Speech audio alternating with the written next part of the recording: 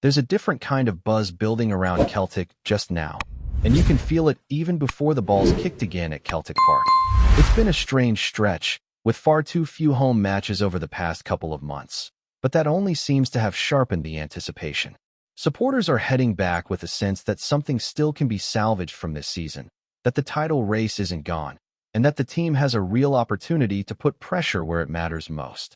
The return of the Green Brigade adds another layer to that atmosphere, because whether you agree with everything they do or not, their presence undeniably lifts the noise, the intensity, and the edge inside the stadium.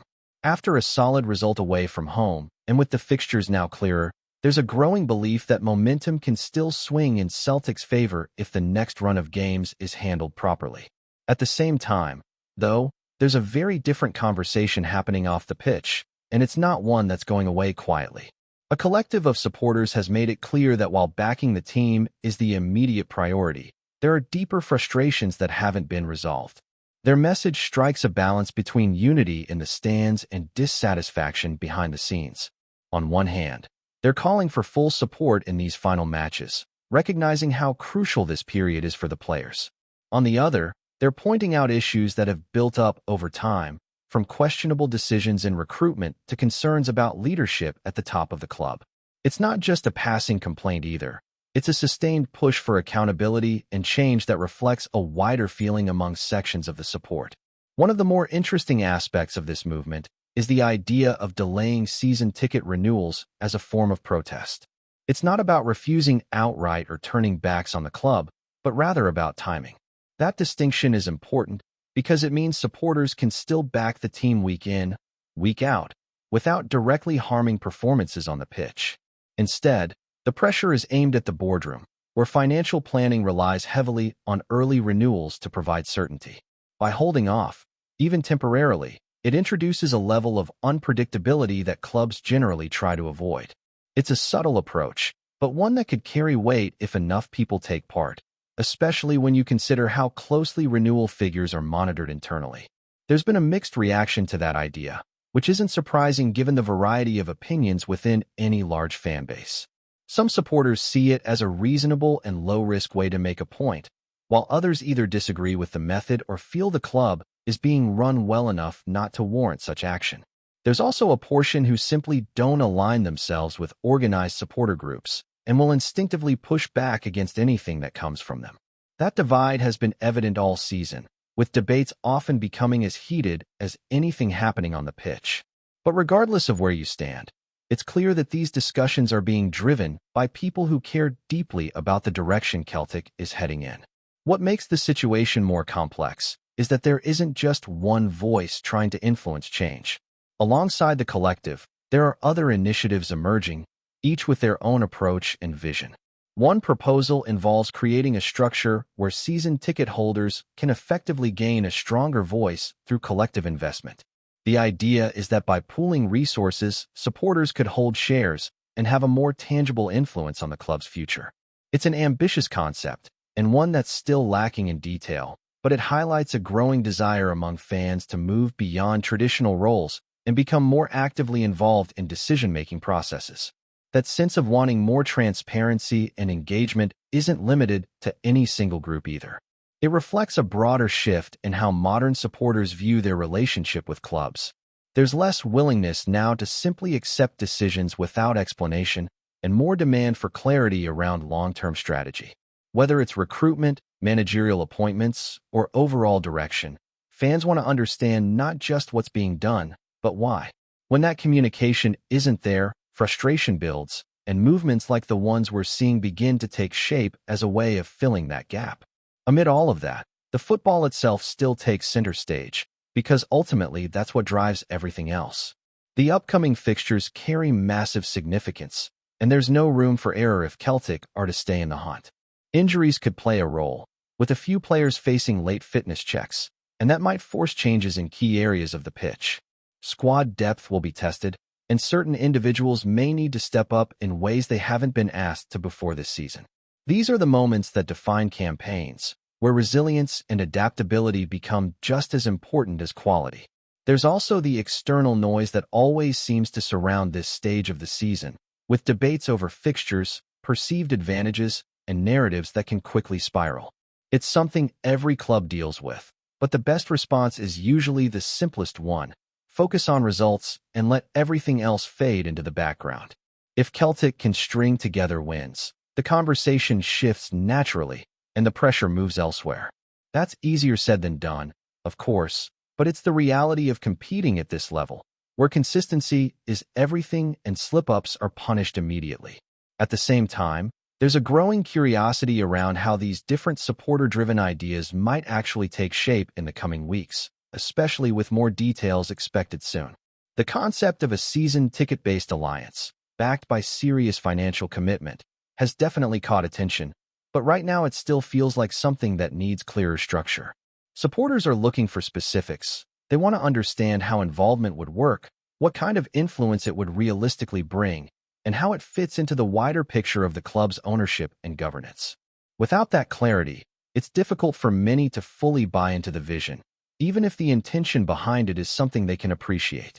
What's interesting is how all of this overlaps with the existing frustration around communication from within the club itself.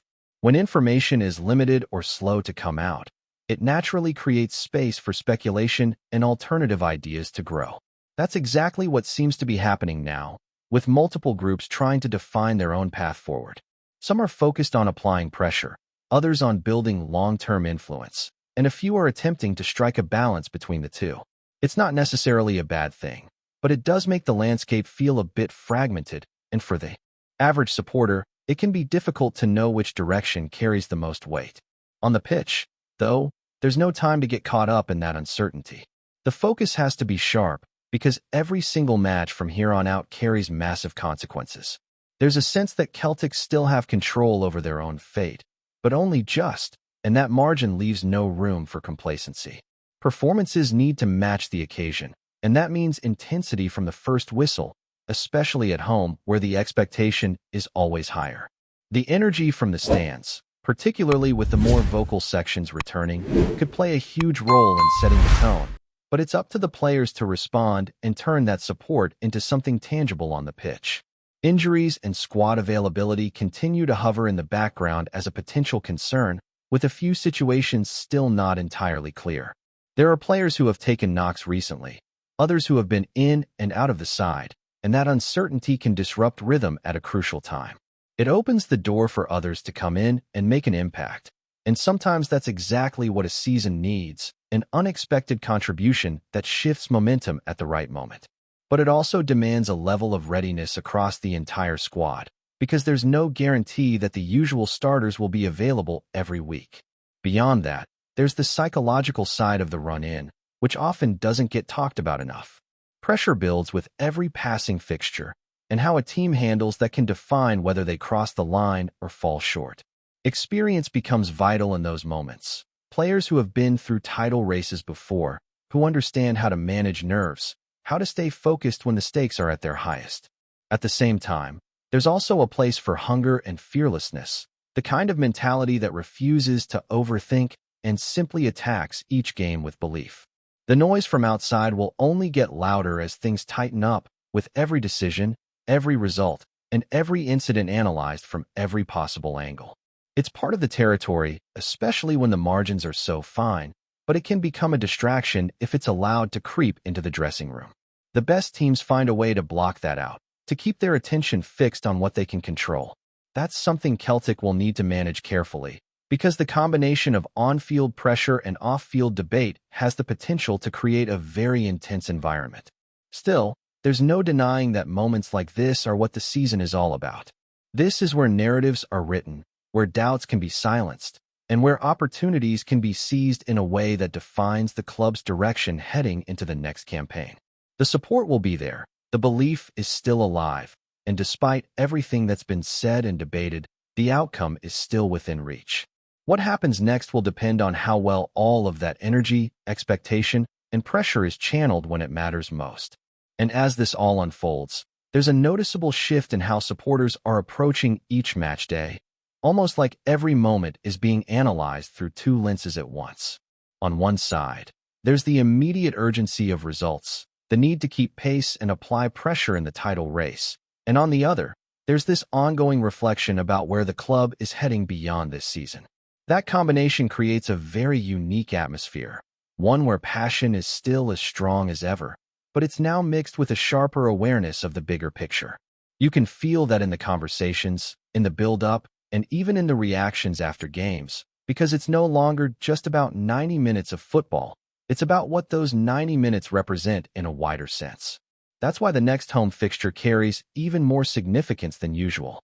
It's not just an opportunity to pick up 3 points. It's a chance to reinforce belief, to bring everyone together, even if only temporarily, and to remind people what this team is capable of when everything clicks. A strong performance doesn't just impact the table. It changes the mood, it resets the narrative, and it gives supporters something tangible to hold on to amid all the uncertainty.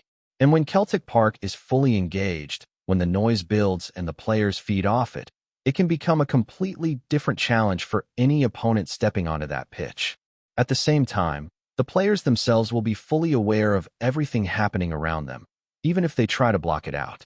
They know the expectations, they understand the scrutiny, and they recognize what's at stake, not just in terms of silverware, but in how this season will be remembered.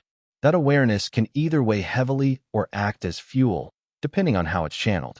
The key will be turning it into focus, into determination, into that extra edge that often makes the difference in tight matches where margins are minimal and opportunities are scarce. There's also something to be said about leadership within the squad at a time like this. Not just from the captain, but from experienced figures across the dressing room, who can steady things when matches become tense or when momentum threatens to swing the wrong way. Those voices, those small moments of composure, can have a massive impact over the course of a run-in.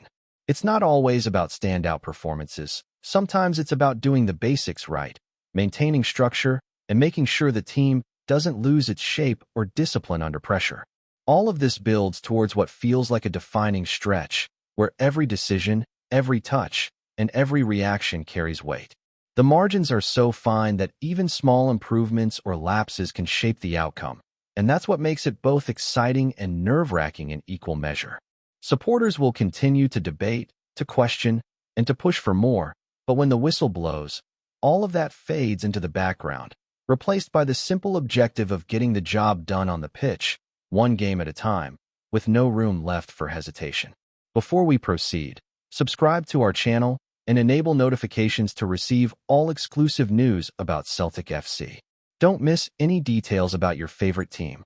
It's extremely important for Celtic FC fans. A storm has quietly been brewing around Celtic FC, and by the afternoon it finally broke, sending ripples through the support and beyond. Whispers first crept out of Lennoxtown before swelling into something far louder. A surprise signing has been pushed through, while a seasoned veteran has been shown the door in a move that has left many raising an eyebrow. Sources close to the club suggest the incoming player was not among the names widely linked in recent weeks.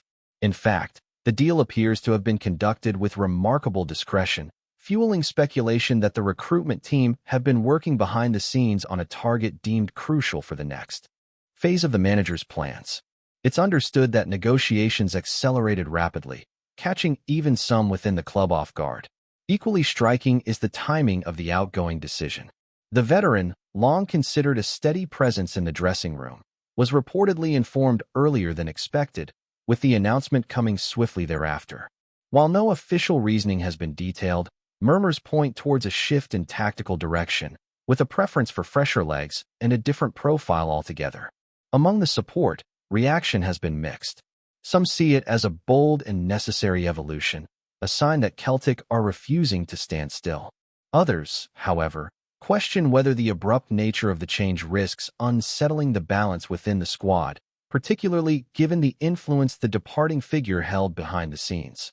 There is also growing curiosity about what this signals for the remainder of the window. Moves of this nature rarely occur in isolation, and insiders hint that further adjustments, both incoming and outgoing, could yet follow. For now, though, all eyes are on how this unexpected addition fits into the bigger picture, and whether this dramatic afternoon marks the beginning of a larger reshaping at Parkhead. Hello, fan. Don't forget to like and subscribe to the channel, as it means a lot to Celtic FC. Also, share your opinion about the news in the comments below. See you in the next video.